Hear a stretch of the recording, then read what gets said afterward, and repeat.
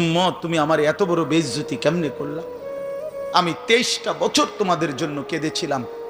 সারা রাত এশার নামাজের পরে নবী দাঁড়াইছে কানতে কানতে, ফজরের আজান পর্যন্ত নবী উম্মতের জন্য দোয়া করছে আর চোখের পানি ফেলছে। তায়েফের পাথরের আঘাতে পিঠটা ছিদ্র করে ফেলছি, ক্ষুধার কষ্টে পেটে পাথর বেঁধেছিলাম। উহুদের দান দান শহীদ করা রক্ত নিয়ে উহুদের ময়দানে পড়েছিলাম বেহুশ হয়ে। ঘরের চুলায় 3 মাস আগুন জ্বলে নাই। এত কষ্ট, এত চোখের পানি, এত ক্ষুধার কষ্ট, এত রক্ত, বিনিময়ে উম্মত এটা কি নিয়ে আসলাম? নামাজ কই, সেজদা কই, রুকু কই, ফজর জোহর আসর মাগরিব এশা কই, হারাম থেকে বাঁচা কই, হালাল উপার্জন কই, জিকির কই, তেলাওয়াত কই, আমার সুন্নত কই? কেমনে এমনে ভুলে গেলা উম্মত? আমার এত বড়